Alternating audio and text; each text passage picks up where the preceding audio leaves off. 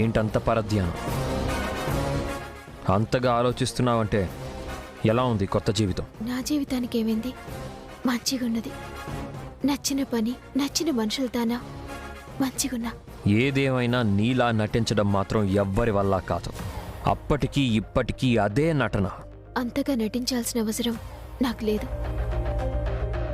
నేనే పొద్దు ఉందని ఎగిరిపడింది లేదు, లేదని బాధపడింది లేదు. ఆ పొద్దైనా ఈ పొద్దైనా నా లెక్కనే నేనుగానే ఉన్నా.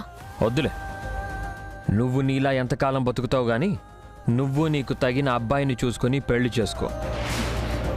నా బతుకులో నాతో లేకున్నా నా మనసులో ఒకరున్నారు. నా బతుకు ఆయనతోనే. అయినా నా బతుకులో ఇంకొకరి గురించి మీరు ఆలోచించడేంది? నా బ్రతుకులో ఇంకొకరి గురించి నేను ఆలోచిస్తున్నాను కాబట్టి. అవును, నేను నా మరదల్ని పెళ్లి చేసుకోబోతున్నాను. ఈ విషయం నేను ఈరోజు అమ్మతో చెప్పబోతున్నాను. నిర్ణయం తీసేసుకున్నారా? ఆలోచించడం, నిర్ణయం తీసుకోవడం అంతా అయిపోయింది. మీకది కరెక్టే అనిపించిందా? 100% కనిపించింది.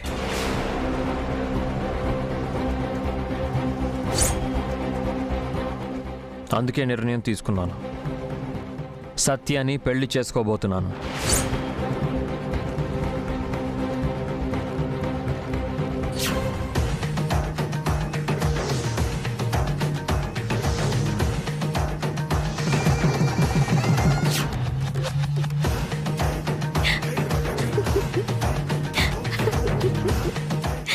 ఏంటి, ఎందుకు నవ్వుతున్నావు? నిర్ణయం తీసేసుకున్నారు, పెళ్లి చేసుకోవాలి అని అనుకుంటున్నారు. కానీ సత్యమెళ్ళో తాళి కట్టలేరు. ఎందుకు కట్టలేను? అడ్డుపడ్డానికి నీకు హక్కు లేదు. నీకు విడాకులిచ్చాను. నా బతుకు నేను బతకాలనుకుంటున్నాను కాబట్టి ఎందుకు తాళి కట్టలేను? నేను చెప్తున్నాను కదా, మీరు తాళి కట్టలేరు. అదే ఎందుకు? నన్ను కాదని, నా ప్రేమని కాదని మీరు మరొకరి మెళ్ళో తాళి కట్టలేరు అని నువ్వనుకుంటే సరిపోదు. నీ మనసులో ప్రేముందని నా పెళ్లి ఆగిపోతుందనుకుంటే ఎలా? నీ ప్రేమ నాకు అవసరం లేదు అని అనుకున్నాను కాబట్టి నా బతుకులోకి ఇంకొకరు రావాలని కోరుకుంటున్నాను. అమ్మకి నా నిర్ణయం చెప్పిన మరుక్షణం నా పెళ్లికి ఏర్పాట్లు మొదలవుతాయి. నువ్వేం చేయలేవు శ్రీవల్లి. నువ్వు కలలు కన్నట్లు మా పెళ్లి ఆగదు. అది నువ్వు కళ్ళారా చూస్తావు.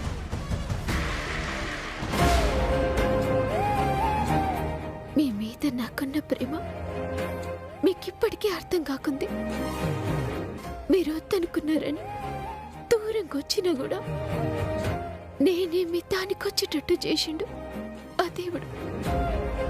అయినా మీకు తెలియకుంది. సరే, చూస్తా. నన్ను, నా ప్రేమని కాదని మరొకరి మెళ్ళో ఎట్లా తాళి కడతారు? మీ మనసు అందుకు ఎట్లా ఒప్పుకుంటుంది?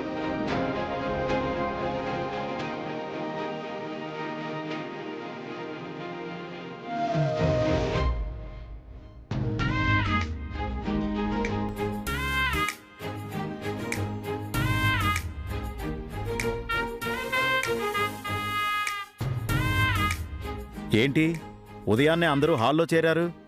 రాత్రి నిద్రపోతేనే కదా బావా. ఏంటి బావా, అల్లుడు ఏం చెబుతాడో అన్న టెన్షన్లో అసలు నిద్ర ఎక్కడ పడుతుంది? ఓ, అదా విషయం. కాసేపట్లో తెలుస్తుందిగా. త్వరగా అల్లుడి నిర్ణయం తెలిస్తే పెళ్లికి ఏర్పాట్లు చేసుకోవాలి కదన్నయ్యా. వెడ్డింగ్ కార్డ్స్ కొట్టించాలి, ఫ్రెండ్స్ ని బంధువుల్ని పిలవాలి కదా మావయ్య. వాడి మనసులో ఏముందో తెలుసుకోకుండా తొందరపడకండి. మనకి మనం నిర్ణయాలు తీసుకుంటే తర్వాత బాధపడాల్సింది కూడా మనమే. అంటే బావ కాదంటాడా మావయ్య? కాదనొచ్చు, కావాలి అనొచ్చు. కాసేపు ఓపిక పట్టు, అమ్మా శ్రీవల్లి, కొంచెం కాఫీ ఇస్తావా? గట్ని తనెందుకు మావయ్య? నన్ను అడిగితే నేనే మంచి కాఫీ పెట్టించేదాన్ని కదా. శుభమా అని మీ పెళ్లి గురించి మాట్లాడాలనుకుంటున్నా. ఇలాంటప్పుడు నీ చేతి కాఫీ తాగి ఆసుపత్రి పాలయ్యావనుకో, నువ్వే ఇబ్బంది పడాలి మరి. మావయ్య నువ్వు నన్ను ఏడిపిస్తున్నావు. నీ చేతి కాఫీ తాగే రోజులు ముందు ముందు చాలా ఉన్నాయిలే అమ్మా.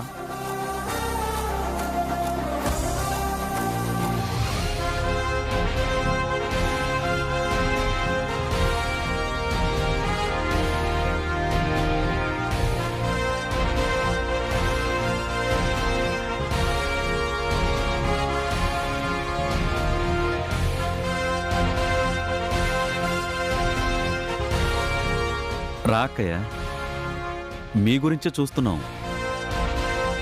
ఉదయాన్నే నాతో ఏం పని? రాత్రి భోంచేసి అందరూ ప్రశాంతంగా నిద్రపోయారు. ఇక్కడ నా కూతురు నిద్రపోలేదు, మమ్మల్ని నిద్రపోనివ్వలేదు.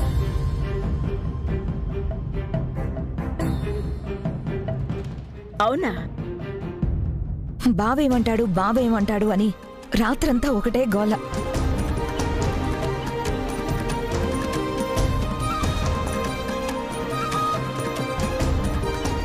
అల్లుడి నిర్ణయం ఏంటో చెబితే నీ కోడలే కాదు, మేము కాస్త ప్రశాంతంగా ఉంటామక్క.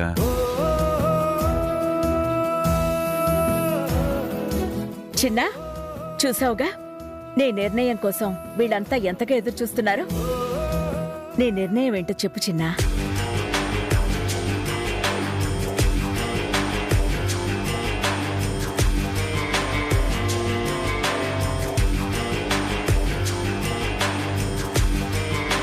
త్వరగా చెప్పు బాబా.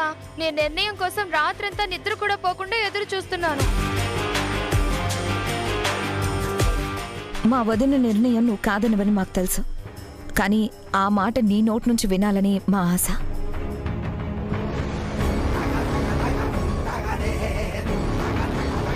చెప్పు చిన్నా, నీ నిర్ణయం ఏంటనేది మనస్ఫూర్తిగా చెప్పు.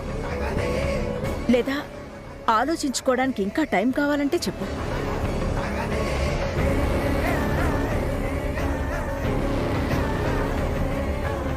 అమ్మా, నా నిర్ణయం నేను చెప్తాను, కానీ శ్రీవల్లి చాలా తెలివైంది అనుకుంటావు కదా. నా స్థానంలో తనుంటే ఏ నిర్ణయం తీసుకుంటుందో తెలుసుకోవాలని ఉంది.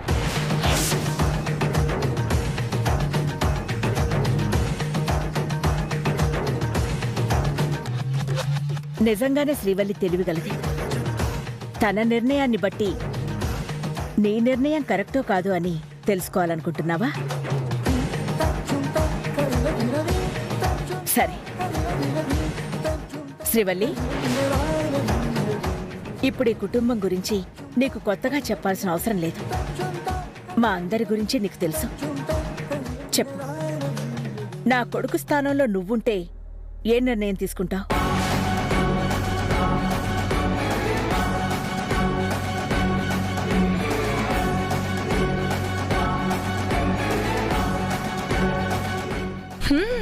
బావుంది. సావుకారింట్లో పెళ్లికి సత్రంలో పందిరని మనింటి విషయాల్లో తన నిర్ణయం ఏంటోదినా? తను ఈ ఇంట్లో మనిషే. నీకు తను పరాయిదాన్లా అనిపిస్తుందేమో, నాకు సొంత మనిషిలా కనిపిస్తుంది.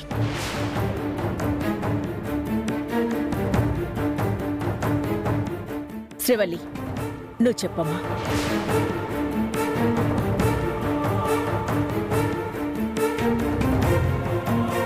నా భర్తకి మరొకరితో పెళ్లి చేయడానికి నా నిర్ణయం చెప్పమంటే నేనేం చెప్పాలి?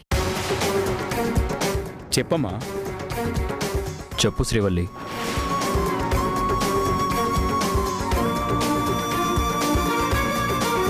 నీ నిర్ణయం ఏదైనా మొహమాటం లేకుండా చెప్పు.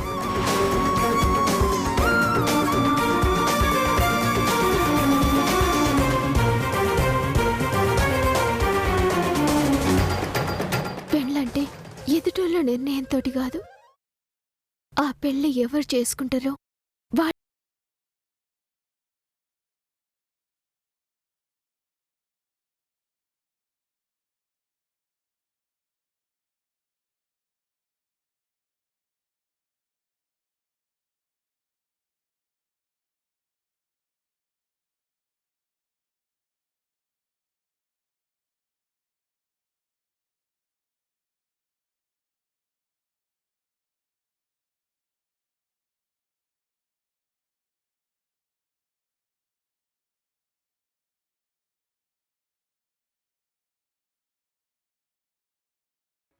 గట్లనే చేయమనండ్రి.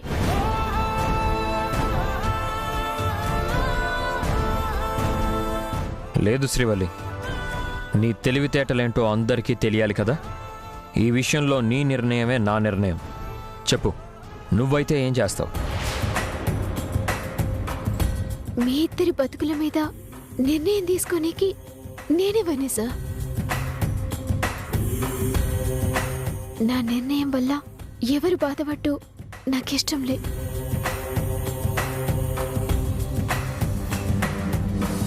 శ్రీవల్లి చెప్పేది కూడా నిజమే చిన్నా. నీ స్థానంలో నిలబడి తను నిర్ణయం తీసుకున్నా ఆ నిర్ణయానికి నువ్వు సత్య కట్టుబడి ఉండాల్సిన అవసరం ఉండదు.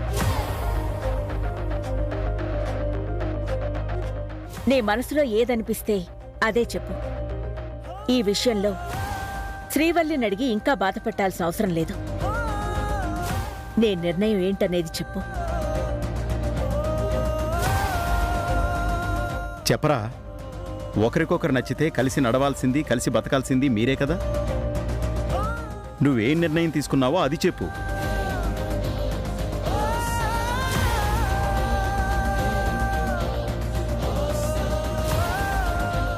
నీ ఇష్టమే నా ఇష్టం అమ్మా. సత్యాన్ని పెళ్లి చేసుకుంటాను.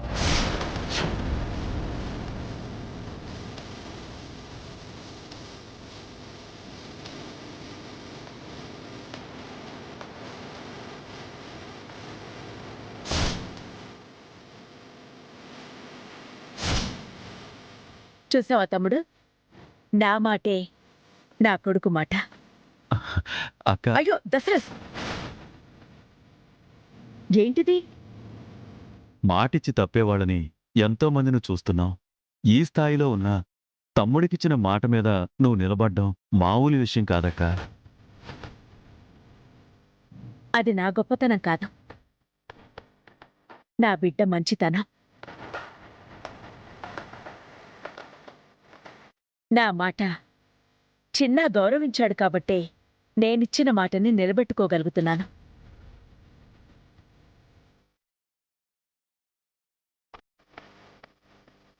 ఇంత శుభవార్త విన్నాక స్వీట్లు తినిపించుకోకపోతే ఎలా? అమ్మా శ్రీవల్లి, వెళ్ళి స్వీట్స్ తీసుకురామా. అట్నే.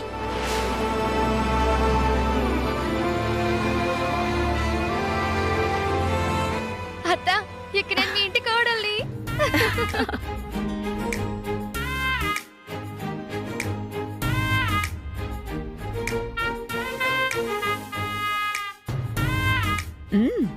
ఈ మాటలన్నీ ఇప్పుడేలే, పెళ్ళయ్యాక ఈ మాటలుండవుగా. నీ మాట కాదంటే నేను ఊరుకుంటానా అక్క?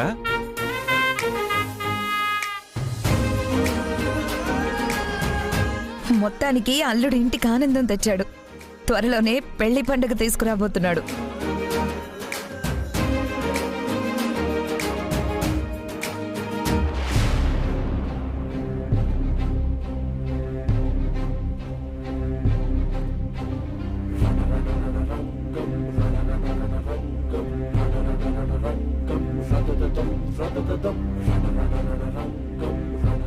అల్లుడికి బొమ్మా.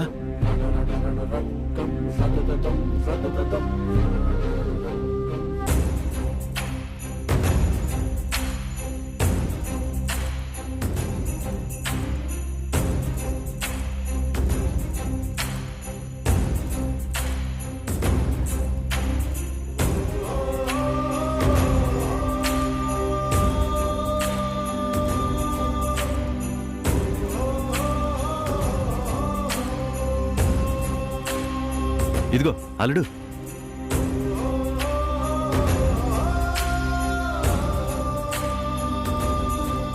శ్రీవల్లి, ఇలారా. ఈ ఆనందం మాది మాత్రమే కాదు, నీది కూడా. తినమ్మా. తిను.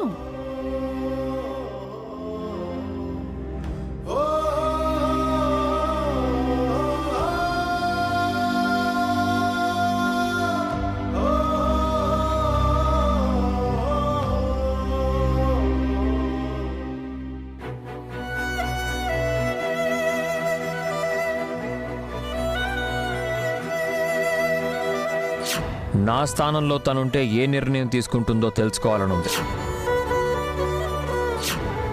సత్యాన్ని పెళ్లి చేసుకుంటాను. ఏం పాపం చేసిందని నాకే శిక్ష? ఆయన్ని ప్రాణంగా ప్రేమించడం తప్ప, ఆయన్నే కావాలని ఆయనతోనే కలిసి బతకాలనుకోవటం తప్ప కాదని నేను చేసిన నేరం. ఎందుకు ఎందుకు నాకే గిట్లా జరుగుతుంది? నా ప్రేమ ఆయనకు అర్థమైతలేదు.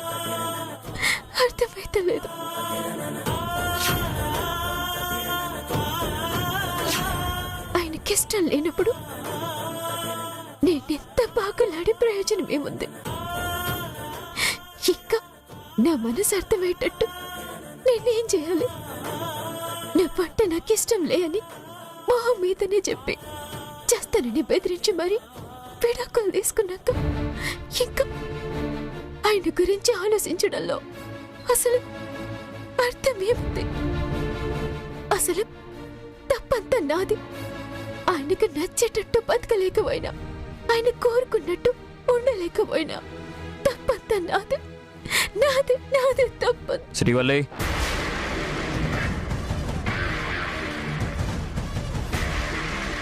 ఏంటి నా పెళ్లి కుదిరిందని బాధపడుతున్నావా? అయ్యో ఆయన్ని దూరం చేసుకున్నాను అని వెక్కి వెక్కి ఏడుస్తున్నావా?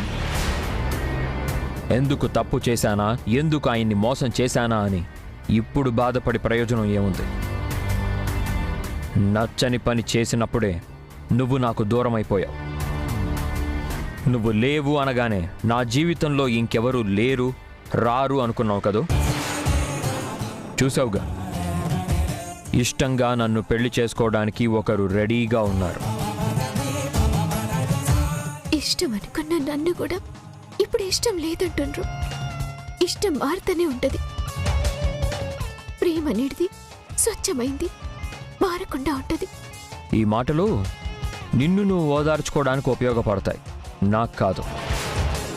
నా పెళ్ళి అనగానే ఇంట్లో అందరూ ఎంత ఆనందంగా ఉన్నారో చూసావు కదా. ఇక ఈ పెళ్లి ఆగదు. పెండ్లన్న మాటకి మంటపంలో పెళ్లి చేయనికి మధ్యలో సానా ఉంటది. ముహూర్తాలు చూడాలి, నిశ్చితార్థం చూసుకోవాలి, కార్డులు వంచాలి, కళ్యాణ మండపం ఎక్కాలి, మేడలో తాళి కట్టాలి. మీరన్నీ దాటి సత్య మెడలో తాళి కట్టేలోపు మీరు చేసేది తప్పని మీ మనసుకే తెలుస్తుంది. విడాకులు ఇచ్చినా గాని ఎన్ని మాట్లాడినా మీరే నేను చేసేది తప్పు అని అందరి ముంగట ఒప్పుకొని, ఇదిగో నా భార్య శ్రీవల్లి అని ఈ ఇంట్లోకి తీసుకొస్తారు. నాకు నమ్మకం ఉంది. కలలు కంటావని తెలుసు, కానీ మరీ ఇలా పగటి కలలు కంటావని ఇప్పుడే అర్థమవుతుంది. అయినా విడాకులు ఇచ్చాక కూడా ఇంకా ప్రేమని, నేను మారతానని, నిన్ను భార్యగా తీసుకొస్తానని ఎలా అనుకుంటున్నావో నాకు అర్థం కావడం లేదు. నీ మాటల మాయలో సామ్రాట్ ఎప్పుడూ పడడు. అసలు ఇదంతా ఎందుకు? విడాకులిచ్చాక ఎవరో ఒకరిని పెళ్లి చేసుకొని నీ లైఫ్ నువ్వు చూసుకో. ఒంటి మీద బట్టల్ని మార్చినట్టు మనసులో మనిషిని, ఆ మనిషి మీద ప్రేమని మార్చలేము. నేను బతుకున్నంత కాలం నా మనసులా ఒక్కరే ఉంటారు, అది మీరే.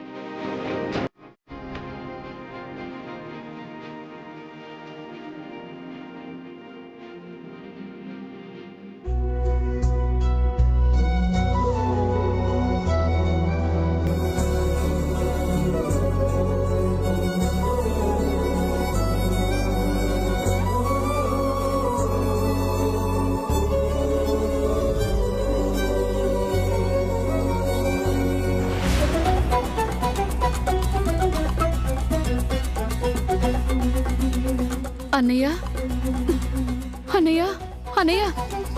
అమ్మా కమల, నువ్వా? చెప్పమ్మా. ఏం చెప్పాలన్నయ్య? అసలు ఎవరికి ఎవరం కాకుండా చెట్టుకొకళ్ళు పుట్టుకొకళ్ళలాగా అయిపోయాం. శ్రీవల్లి ఏమైపోయిందో తెలీదు. అసలు దాని గురించి చిన్న ఆచూకీ కూడా తెలియడం లేదు. ఎక్కడుందో ఏమైపోయిందో అని అల్లాడిపోతున్నాం. మీకు దండం పెడతాను, నా బిడ్డ ఎక్కడుందో ఏంటో మీరైనా చెప్పండి అన్నయ్య. మీరందరూ ఉన్నారు కదా అని మేము ధైర్యంగా ఉంటే విడాకులు ఇవ్వడం ఏంటి? దాని దారినది ఎటో పోవడం ఏంటి? కన్న బిడ్డ కనిపించకుండా పోయిందని పిచ్చి వాళ్ళలా వెతుకుతున్నాం, కానీ శ్రీవల్లి గురించి ఏమీ తెలియడం లేదు. మీకు పుణ్యం ఉంటుంది, నా బిడ్డ ఎక్కడుందో మీరైనా చెప్పండి అన్నయ్య. మీ కాళ్ళు పట్టుకుంటానన్నయ్య. ఏంటమ్మా మాట? అసలేం జరిగిందన్నయ్య?